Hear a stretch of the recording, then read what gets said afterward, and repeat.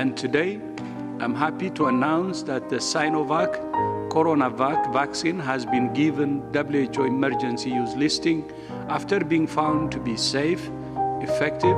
and quality assured following 2 doses of the inactivated vaccine.